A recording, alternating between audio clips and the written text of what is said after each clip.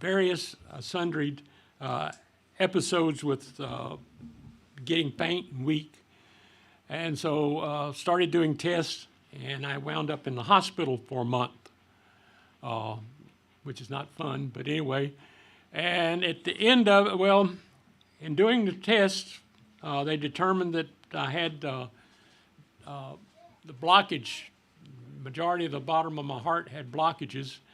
And so the hospital here in Paris doesn't do, I say here in Paris, where I live in Paris, don't do bypass. So I had to wait until I could get a bed in Dallas at a hospital there, and they could do the bypass. Well, to do the bypass, they had to do a number of tests and scans, CT, MRIs, you know, all this type of stuff.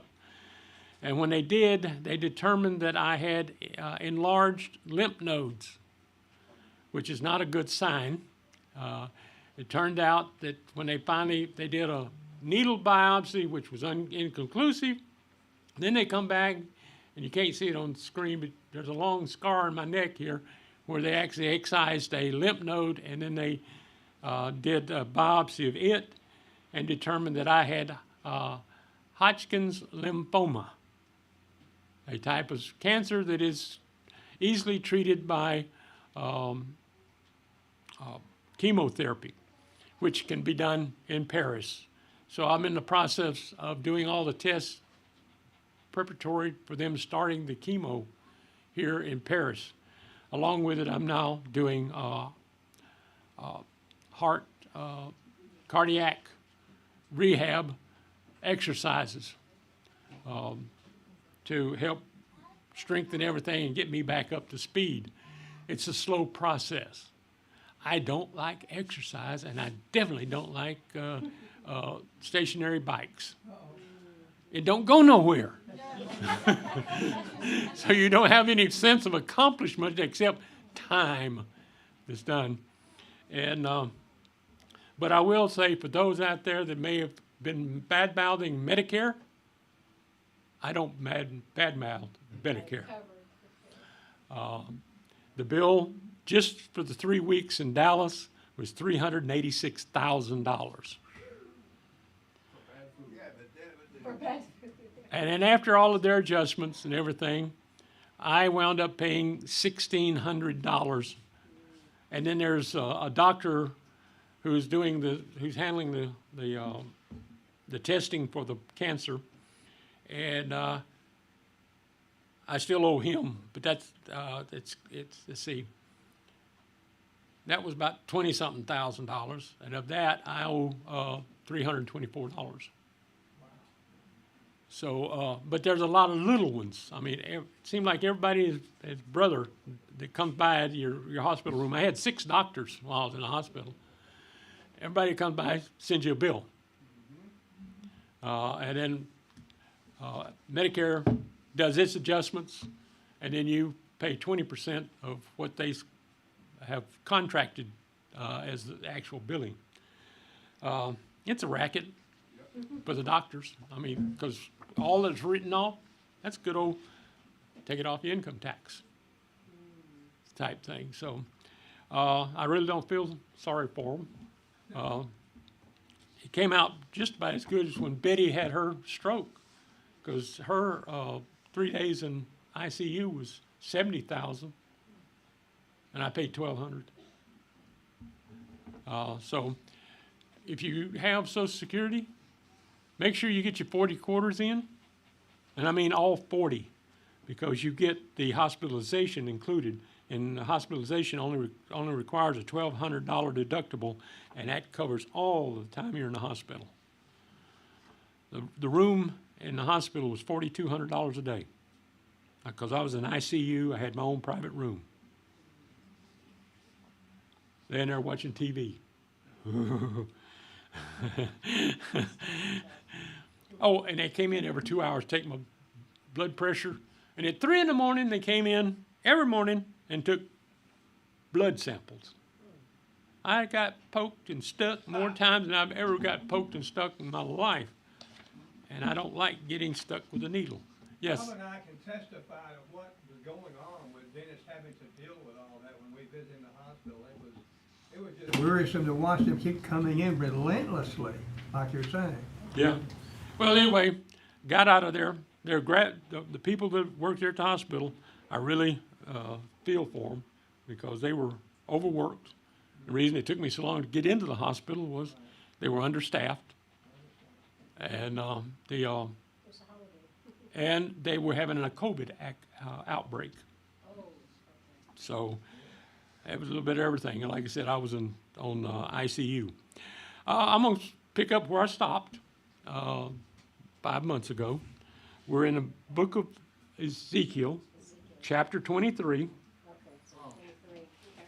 And basically, this is titled, They Have Committed Adultery. This is going to get kind of, I'll have to tiptoe through this particular chapter because it does get kind of graphic at times. But I'm struck by the similarities between prophecy timelines. One timeline described in Ezekiel and the end times prophecies that are found in basically Matthew and even in the Revelation. Those similarities being how those who were warned by the prophets ignored or failed to watch and obey the warnings given. The opinion was, we are Yahweh's chosen, and we will be whisked away from the prophetic offense and will not be harmed. In other words, we will escape the coming captivity. I got a question. What do you think Daniel, Meshach, Shadrach, and Abednego thought of that when they went into the second captivity? You know, we have a reference in Daniel where it talks about where they, Daniel 1:7. They not only went into captivity, but because the prince of the eunuchs gave names to them. To Daniel, he gave the name Belteshazzar. To Hananiah, Shadrach. To Mishael, Meshach. And to Azariah, Abednego. Okay? Not only did, they go into captivity. Now, these were people, as were shown later on in the example of them surviving that furnace. They were righteous, but they were still in captivity. They were still away from home. They were still there for 70 years. And they were still thrown in the furnace. And they still went in the furnace.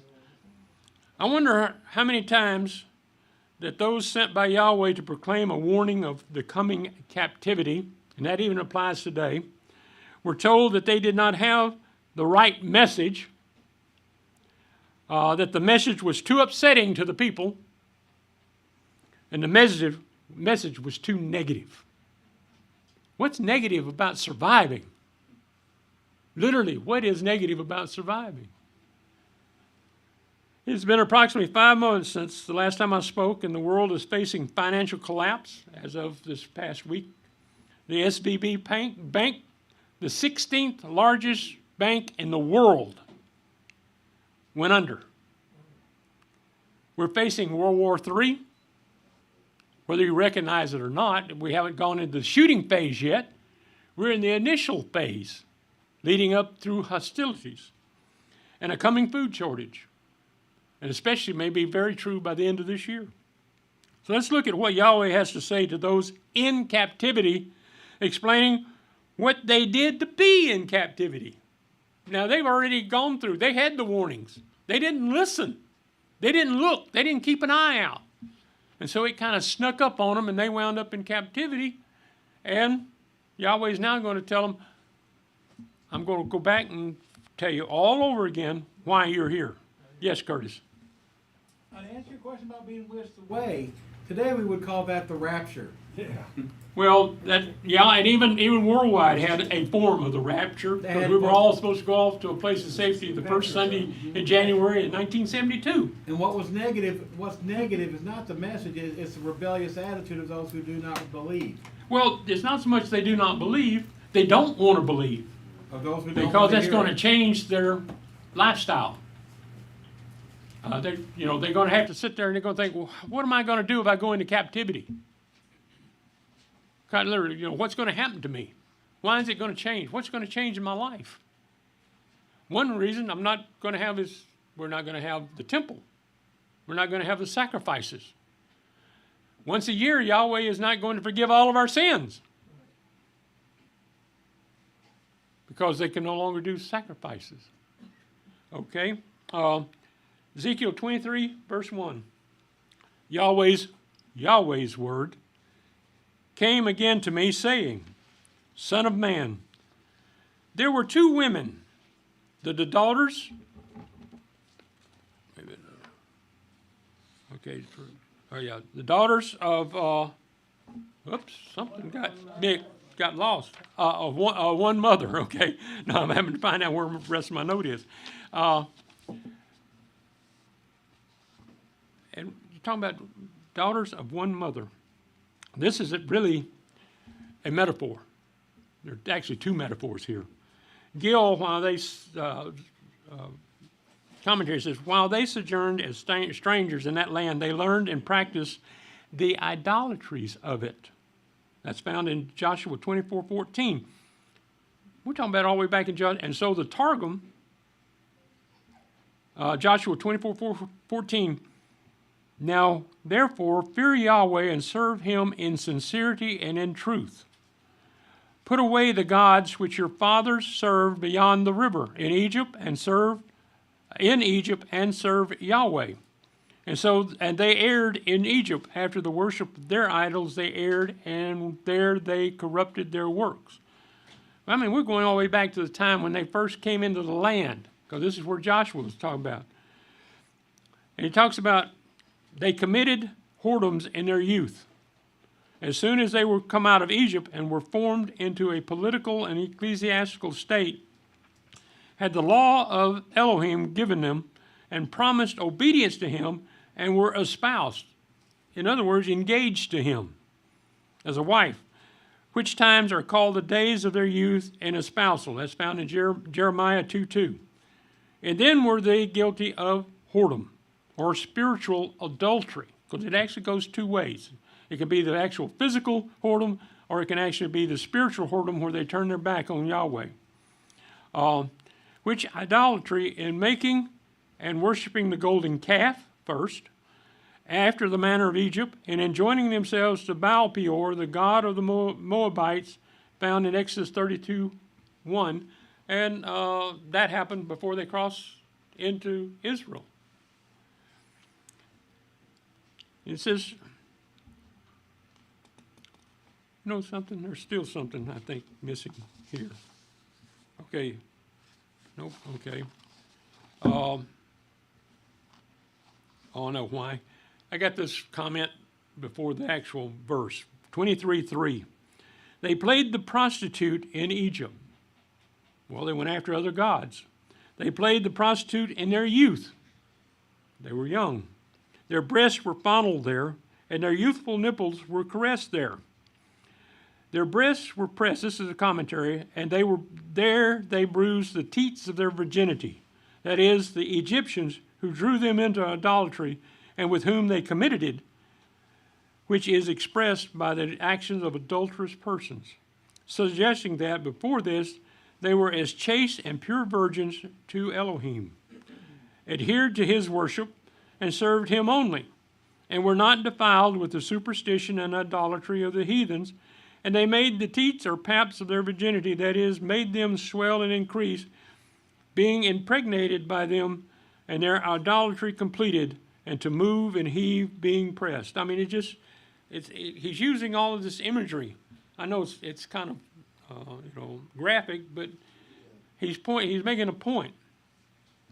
The word prostitute in Hebrew is zanah, to commit fornication, be a harlot, play the harlot, to be a harlot, act as a harlot, commit fornication, to commit adultery, to be a cult prostitute, because in a lot of these religions, they were cult prostitutes.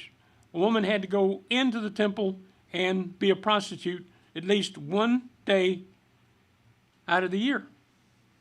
To be unfaithful to Elohim, that was another way of being a prostitute. To play the harlot, or to cause to commit adultery, to force into prostitution, to commit fornication. I mean, it's very all encompassing. Yes, Curtis. Well, we have well, I won't read the entire account, but we have a precursor to that in Numbers 24 and 25 with Balaam and Balak.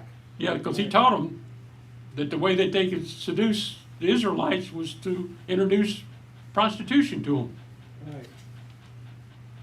That's one of the things, you know, you look today's modern world, you look around and look at the news, and how often do you see politicians and those, well, not even just politicians, a school teacher, fourth grade, just been arrested for committing, well, she had porn, but it was of one of her students. It was less than 14 years of age. Okay? So you look at this world and you look at how corrupt it is and how quickly it can devolve into this corruption.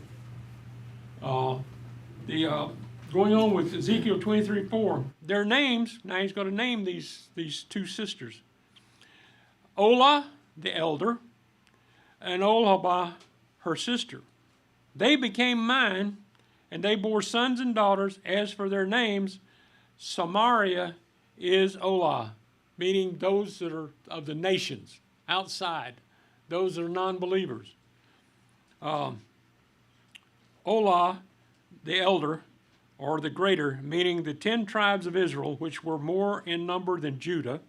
Because see, now he's connecting, because there was actually, this is the second captivity. The 10 tribes had already gone into captivity. Now he's talking to those that went in the last two, Benjamin and Judah.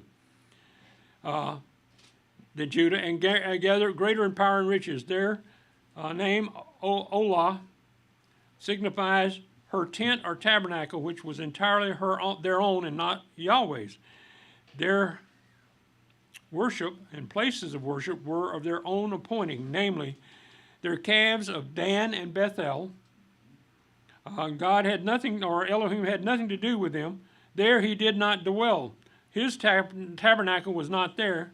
That was at Salem.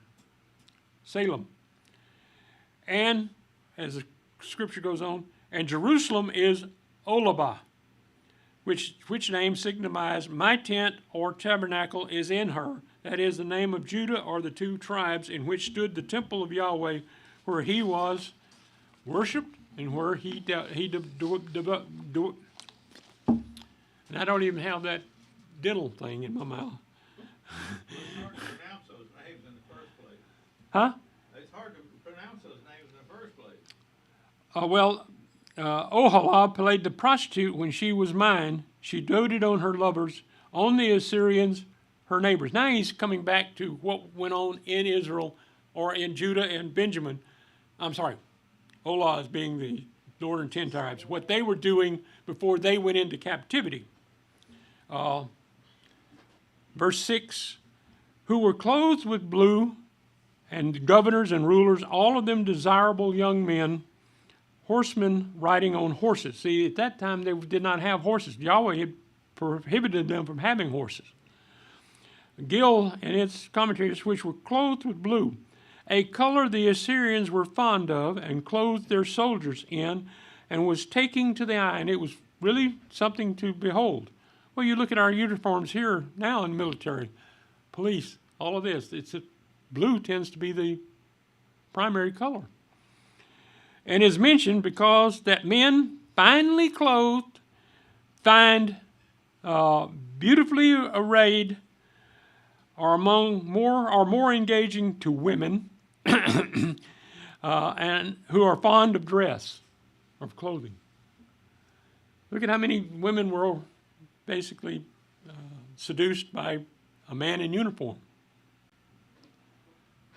He's just pointing out just what occurs in life.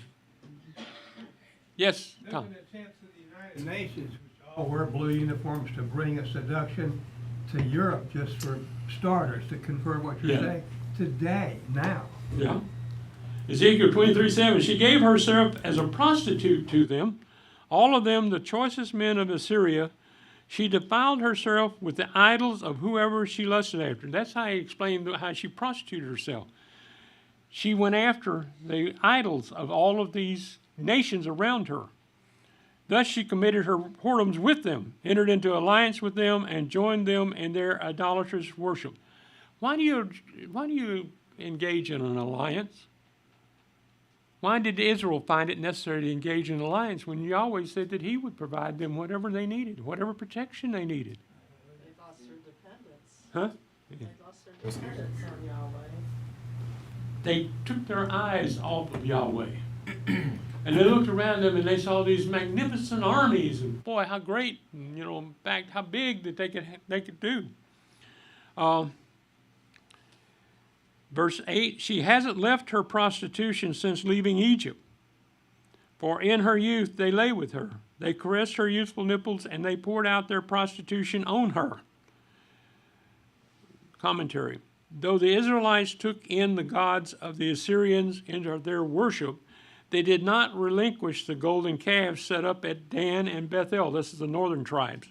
In the imitation of the Egyptian deities, the idolatrous worship of which they learned in Egypt and brought from thence. Because, see, who did they worship before they went into Egypt? Who did Jacob worship before he and his family went into Egypt? It was after they got into Egypt that they became contaminated with accepting these idols. But they were contaminated before because Rachel and Leah, they worshipped idols. Yeah, but Because not, he said to get rid of them, but not everybody else.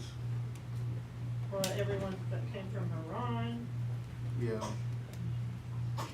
I'm talking about the ones, when we get down to Jacob, that's his sons, the 12 sons, and them that went into Egypt. Verse 9, therefore I delivered her into the hand of her lovers, into the hand of the Assyrians on whom she doted. As the commentary says, all the kings of Assyria by whom they were spoiled or carried captive. Even though they had these alliances, they still wound up in captivity by the very ones that they made the alliances with. Verse 10, these uncovered her nakedness. In other words, they discovered her wickedness. That is, stripped them of all their substance. They knew how Israel supposedly worshiped the one true God, but they also saw her as as turning her back on the same God. They took her sons and her daughters, and they killed her with the sword. She became a byword among women, for they executed judgments on her. That was the northern 10 tribes. Her sister Olah saw this, and yet she was more corrupt in her lusting than her sister, and in her prostitution, which was more depraved than the prostitution of her sister. It's one. She wanted to do even more so what her lusts were for. And as the commentary says, and when her sister Olah saw this, the 2 tribes of Judah and Benjamin, when they saw the idolatries the 10 tribes fell into, and the destruction which came on them for the same, instead of receiving instruction and taking caution by all of this, did more. Verse 12, she lusted after the Assyrians, governors and rulers, her neighbors, clothed most gorgeously, horsemen riding on horses, all of them desirable young men. As it goes on here in the commentary, doted upon the Assyrians, her neighbors, as in the times of Ahaz, who sent to Tilgath-Pilneser, king of Assyria, for help, and from whence he took the pattern of an altar and had one built like it at Jerusalem and offered upon it. Not only that, they're bringing in altars and having the gods of these other groups. It says in goes on verse 13, I saw that she was defiled. They both went the same way. They didn't learn. The second one didn't learn from the first. That they took both one way, the same way of idolatry, worshiping the same idols, lived the same course of life, were guilty of the same sin, both Israel and Judah. She increased her prostitution, for she saw men portrayed on the wall, the images of the Chaldeans portrayed with red. Added to the number of her idols, increased her idols, and even was guilty of more than her sister.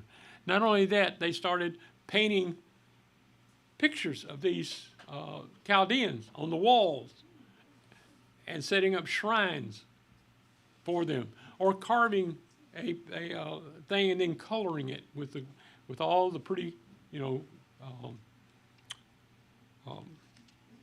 uniforms. And she says here, she increased her prostitution, for she saw, verse 14, she saw men portrayed on the wall, the images of the Chaldeans portrayed with red. So that separated them from anything else. Dressed with belts on their waists, with flowing turbans on their heads, all of them looking like princes, after the likeness of the Babylonians in Chaldea, the land of their birth. Going back to what Kathy said earlier from her. Girded with girdles upon her loins as a token of dignity and authority, which was the peculiar custom of the Babylonians.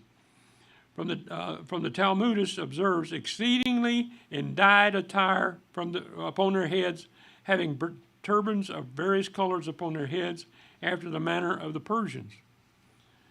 Verse 16, as soon as she saw them, she lusted after them and sent messengers to them in Chaldea. She acted as a lustful woman.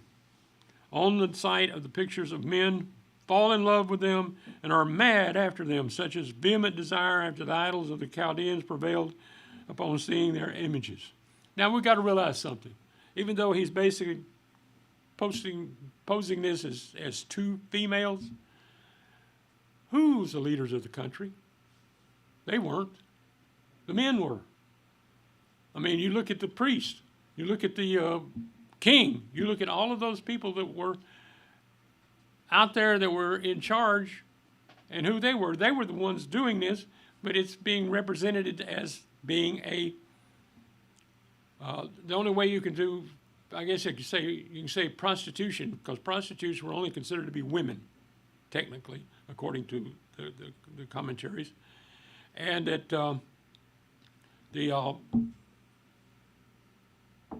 in order to make it more, I guess you could say, a picture of what was going on, as how Israel was, yes. Yeah, I was just gonna say, I mean, the way I look at it, why they used women, because Yah is being the husband and Right. Israel being the wife, and comparing that to adultery, right? Right. So that's why they were using The imagery of adultery, imagery, exactly. because the people would understand that a whole lot Exactly, better. better at that time. Makes Oh. sense to me. Yeah. Verse 17, the Babylonians came to her into a bed of love, and they defiled her with their prostitution, their idols. She was polluted with them, and her soul was alienated from them. They entered into alliances and worshiped together in the same idols' temples.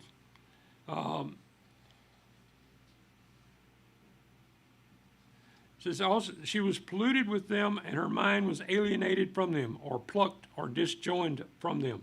The Chaldeans broke league and covenant with them, hating them as much as before they doted upon them. This was done in the times of Jehoiakim and Zedekiah, who rebelled against the king of Babylon. That can be found in 2 Kings 24:1.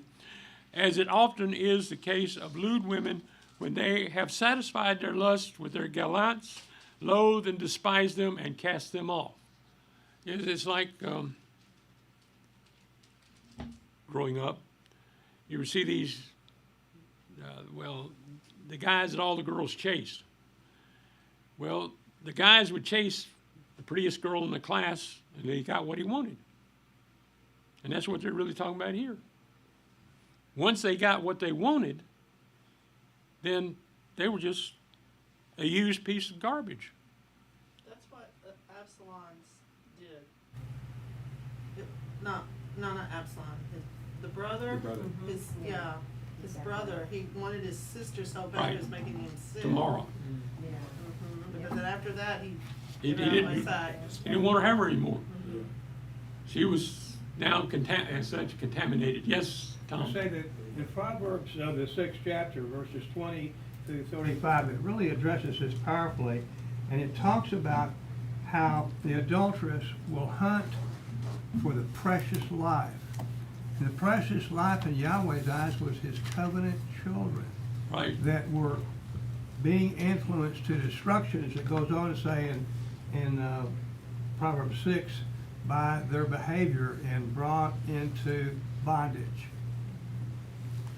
Well, you know, it's as long as Israel was faithful, like a wife, Yahweh didn't have a problem. It's when she decided that she no longer wanted to be that faithful wife. Verse 18, so she uncovered her prostitution and uncovered her nakedness. Then my soul, this is basically Yahweh, was alienated from her, just like my soul was alienated from her sister.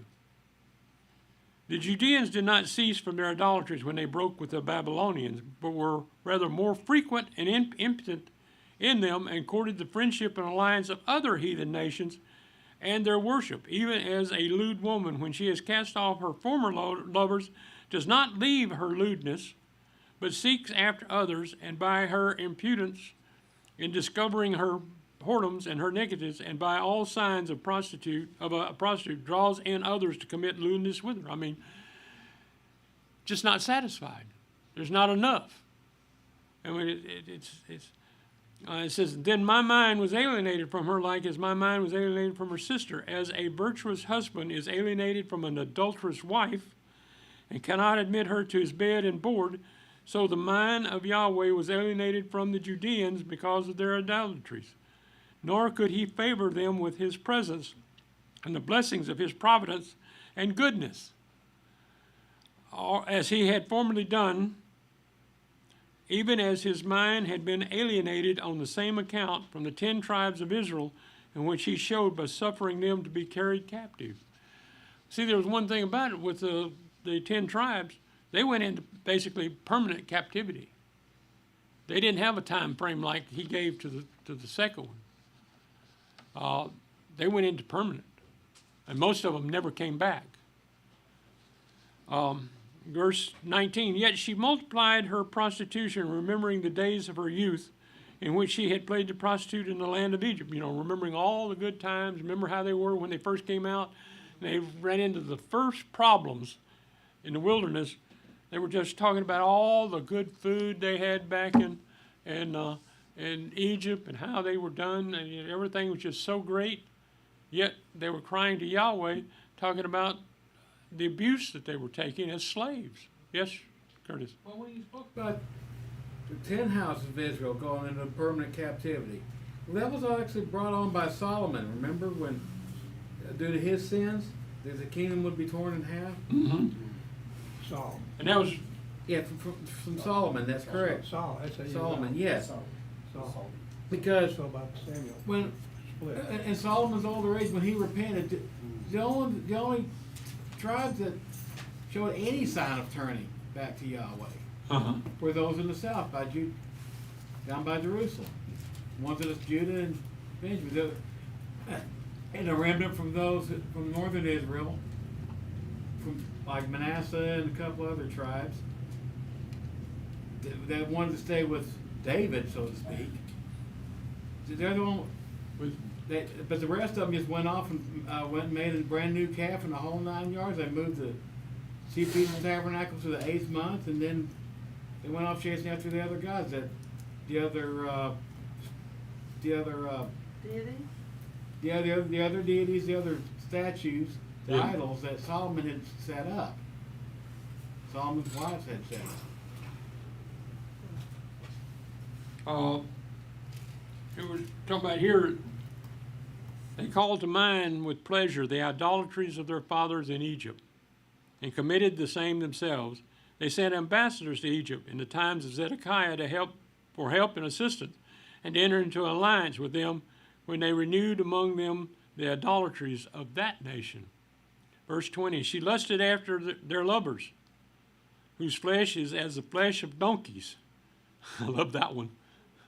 And whose issue is like the issue of horses. The Egyptian paramours are compared who were very libidinous. You'll have to look that up in the encyclopedia. And therefore desirable to insatiable women, all which serves to express the eagerness of the people of the Judeans after idolatry. Basically, anyway, I won't go into that. Verse 21, thus you call to memory the lewdness of your youth in the caressing of your nipples by the Egyptians because of your youthful breast. They couldn't learn. They had to go back to what they knew best. Verse 22, therefore, O Olah, thus says Adonai Yahweh, behold, I will raise up your lovers against you, from whom your soul is alienated, and I will bring them against you on every side. And basically what he is, Yahweh is saying, listen to what I'm saying. You're doing all of this. And he goes on and says, verse 23, the Babylonians and all the Chaldeans, Pekod, Shoah, Koah, and all the Assyrians with them, all of them desirable young men, governors and rulers, princes and men of renown, all of them riding on horses.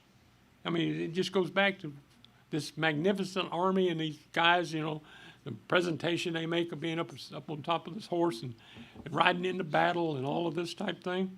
Verse 24, they will come against you with weapons. Wait a minute.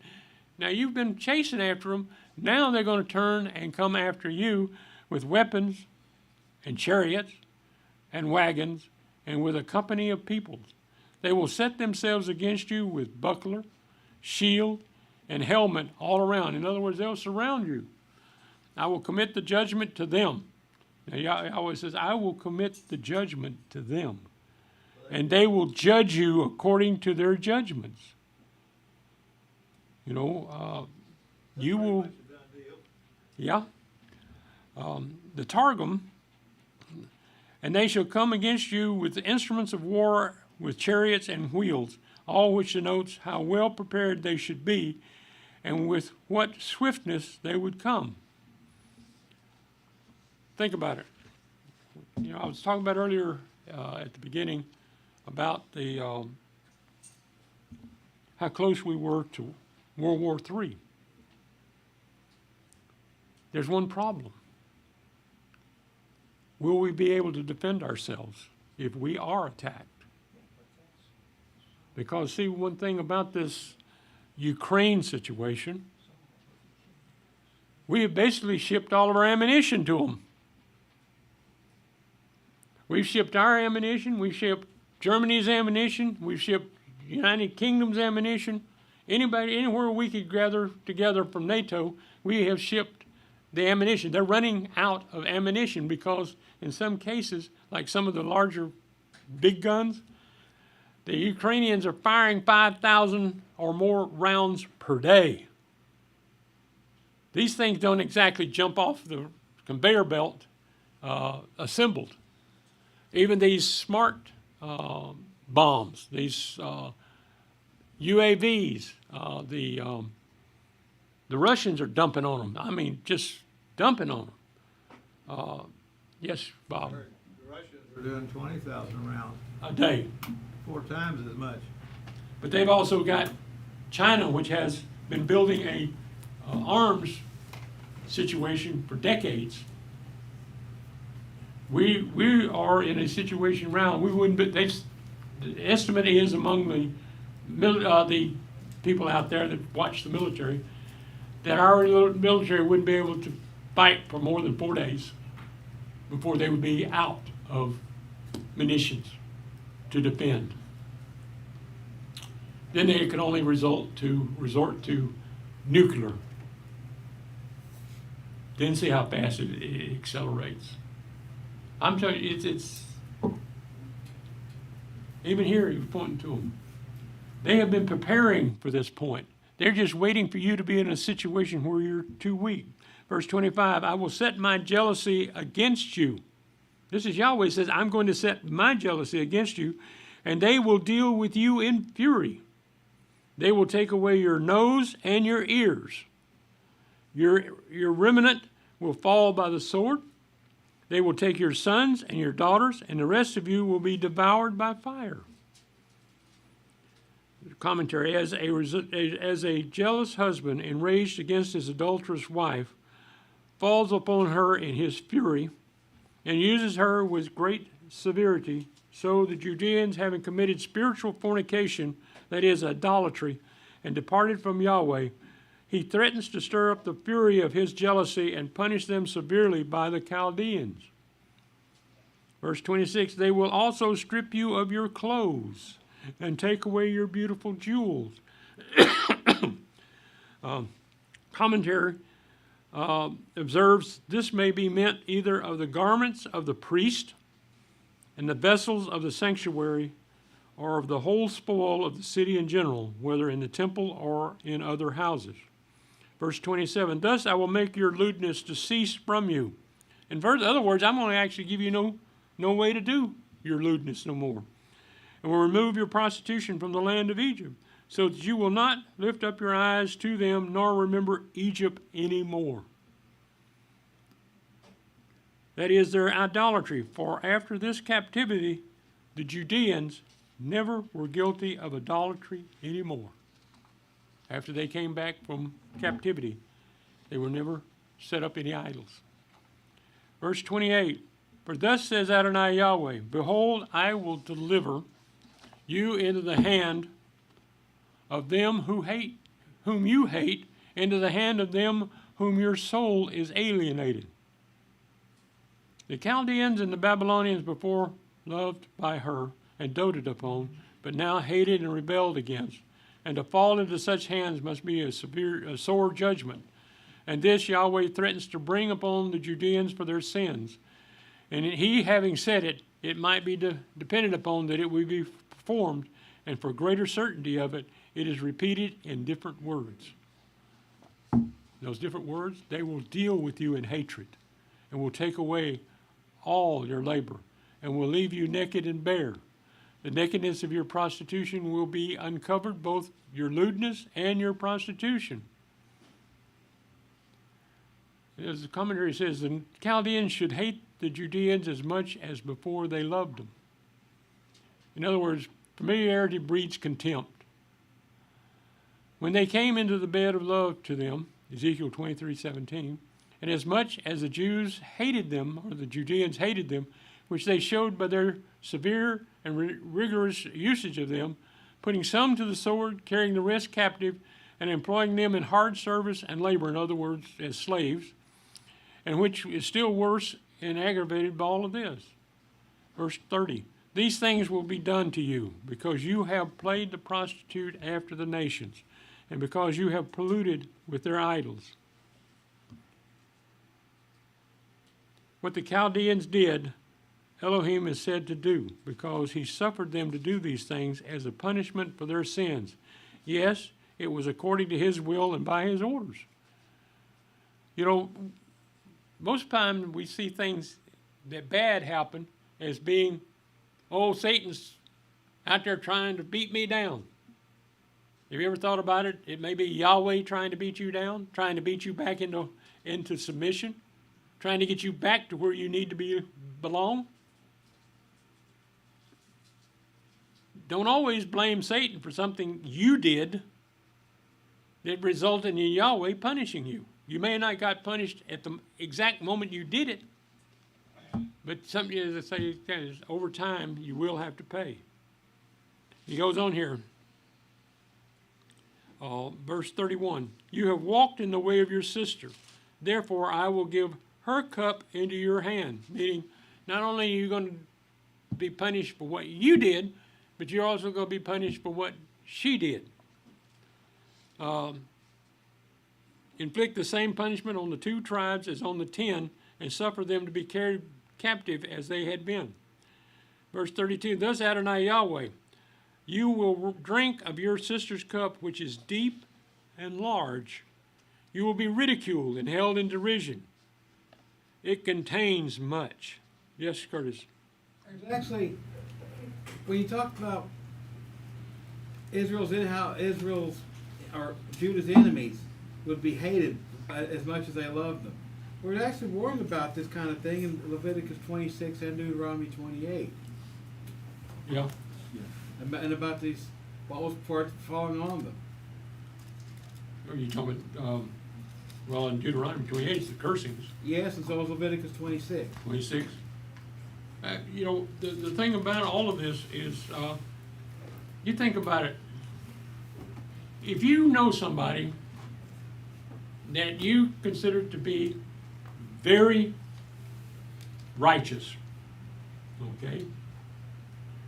Everything that they've ever done around you has been righteous. And then all of a sudden, they give up that righteousness. And they then do everything that is corruptible. And that's basically what he's talking about. They did everything that was corruptible. The nations around them, who had seen them as righteous when everything was great and working, now are seeing them as more corrupt than they are. And so the contempt becomes even more so. I mean, how much trust would you have in that person? How much would you believe what they tell you once they become corrupted? And that's basically what he's telling them here. You've become corrupted, even worse than your sister. Verse 33, you will be filled with drunkenness and sorrow. What happens when people basically their life falls apart? They tend to go to alcohol. With the cup of astonishment and desolation, with the cup of your sister Samaria. You know, all of this, they retreat into what makes them feel good, what kills that, I guess you could say, ache within their body. Because at that point, they didn't listen. Well, you can't go back and change it. And basically he's telling them, you still don't listen. You're sitting here in captivity because you still don't listen. And as one of the commentaries pointed out, that when they came out of that 70-year captivity, they never went back into idolatry. Now somebody else knows some scripture that says otherwise. They never went back into idolatry? Because we don't have any, I don't remember anything talking about in the times of Yeshua or anything like that they were doing anything like that. And that's basically what was their point. Verse 35, therefore thus says Adonai Yahweh, because you have forgotten me and cast me behind your back, therefore you also bear your lewdness and your prostitution. You're guilty. You cast their law about, kill their prophets that testified against them to turn them again to you, and they committed awful blasphemies. Verse 36, Yahweh said moreover to me, Son of man, will you judge Olah and Olabah? Then declare to them their abominations. Yeah, declare to them their abominations. Are they willing to listen? In other words, it says here in the commentary, plead the cause of Israel and Judah, say anything in their defense and in excuse of them, or intercede and pray for them, that threatened judgments may not come upon them. No, do nothing of this kind. No, do nothing of this kind. If you will do anything, do as follows. Declare unto them their abomination. That's what the commentary is talking about here. That's what he says here. Then declare them of their abomination. Their abominable sins, their murders, adulteries, and idolatries. Set them in a true light before them in all their aggravated circumstances, that if it can be, they may be brought to the true light, and sense of them to repent, to be ashamed, to loathe them, to confess them and forsake them. Verse 37, for they have committed adultery, and blood is in their hands. They have committed adultery with their idols. Because remember what was some of the things of worshiping their idols? They have also caused their sons, whom they bore to me, to pass through the fire. To them to be devoured.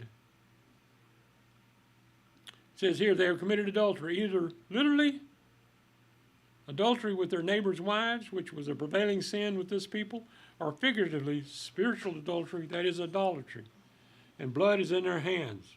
The Targum is, they have shed the blood of innocence with their hands, talking about their children. The blood of prophets and righteous men sent unto them, and the blood of their infants in sacrificing to idols, as after mentioned. You know, it's just, they just couldn't see. And with their idols have they committed adultery, by worshiping them, which is spiritual adultery. And this being so explicitly mentioned, it seems to be distinguished from corporal adultery in the first clause. They have caused their sons, whom they bear unto me, to pass for them through the fire, to devour them.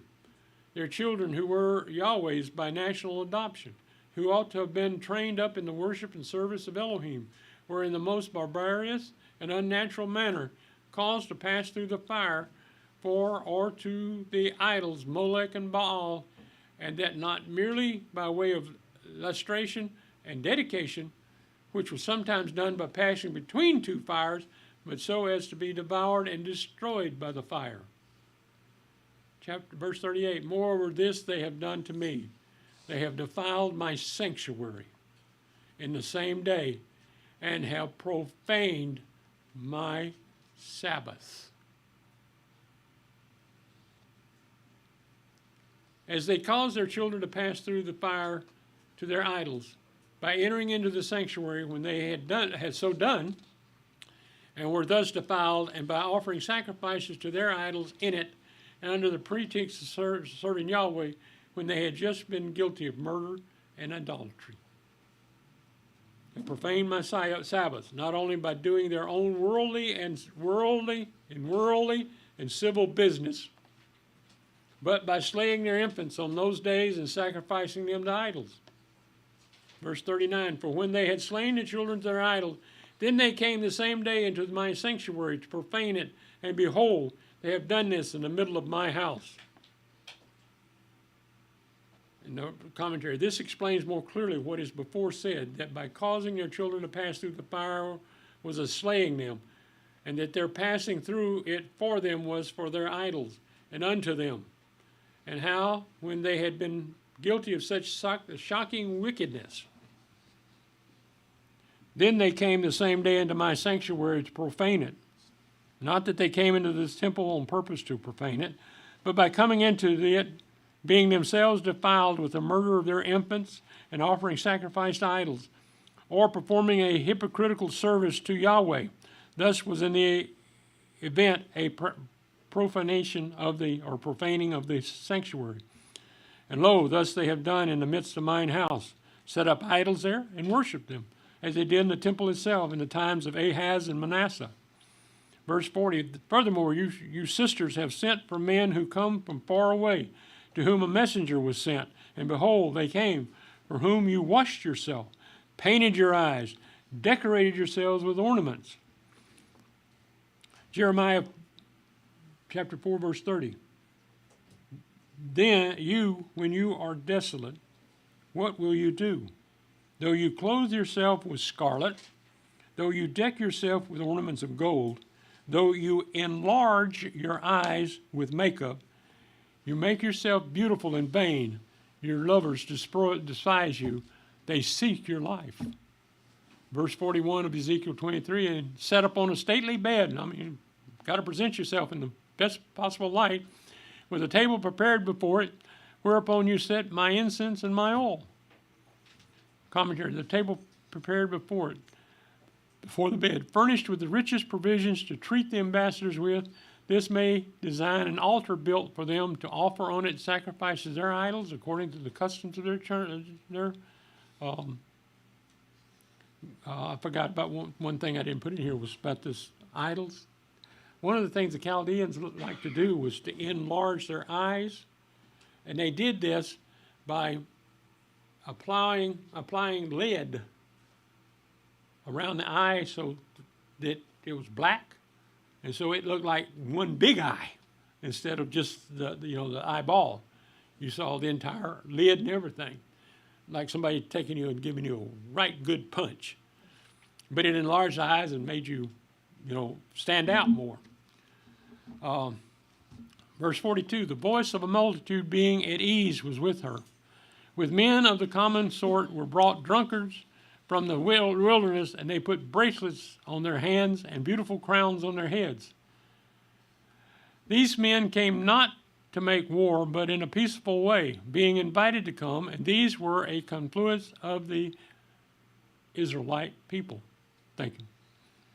who came from all parts to see the public entry of these ambassadors, who were quite easy with it, since they came as ambassadors of their allies and friends, and whose alliance they thought themselves safe and happy, and therefore welcomed them with loud huzzas. It's like watching a military parade, or watching any parade, nor a coronation parade. I mean, people came out to see all these beautifully decked out people. Verse 43, then I said of her who was old in adulteries, now they will play the prostitute with her, and she with them. Will they? Yeah. It says will they. She says, now they will play the prostitute with her. It says a question mark in mine. Mine just doesn't have that. It's just, then said I unto her that was old in adulteries, that had been an old adulterer or an idolater, meaning either Olah, the 10 tribes, from whom Jeroboam's time had been guilty of idolatry, or Oholibah, the 2 tribes who had remained longer in their country and had been long given to idolatry, or both of them as they think, or going back as far as Egypt and what they'd done in their younger time. Verse 44, they went into her as they go into a prostitute. So they went into Olah and Oholibah, the lewd women. This included other nations with their idolaters. Righteous men will judge them with the judgment of adulteresses and with the judgment of women who shed blood, because they are adulteresses, and blood is in their hands. This is understand this of the prophets, who were really righteous men, and foretold the righteous judgments of Elohim that should come upon the idolatrous Judeans, which was a judging them, others of righteous men in general, who will one and all agree that persons guilty of such crimes ought to suffer the punishment adequate to them, and usually inflicted on such. But rather the Babylonians are here mentioned, who, though not righteous in themselves, are truly so, yet were so in comparison of the wicked Judeans who had a divine revelation and knew better than to commit such idolatries, whereas these were Gentiles that knew not Elohim nor his will. They didn't worship Yahweh. Verse 46, but thus says Adonai Yahweh, I will bring up a mob against them and will give them to be tossed back and forth and robbed. In other words, he was going to remove them and spoil them. That is, he would give the Judeans into the hands of the Chaldean army, their persons to be carried captive into other lands, and their substance to be spoiled and plundered. The company will stone them, verse 47, with stones and dispatch them with their swords. They will kill their sons and their daughters and burn up their houses with fire. What was the punishment for adulterers? Stoning. So why wouldn't this be appropriate? This seems to refer to the Chaldean army casting out stones from their slings and engines into the city of Jerusalem when they besieged it, by which they killed some and beat down the houses which fell on others and destroyed them. Verse 48, thus I will cause lewdness to cease out of the land, that all women may be taught not to be lewd like you.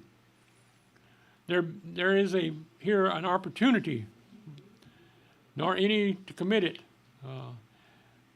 What were not destroyed by famine, sword, and pestilence during the siege were carried captive, and when they returned, were never more given to idolatry. Verse 49, they will recompense your lewdness on you, and you will bear the sins of your idols. Then you will know that I am Adonai Yahweh. As the commentary gives here, give your lewdness, the punishment of it, the just recompense of reward for their idolatry.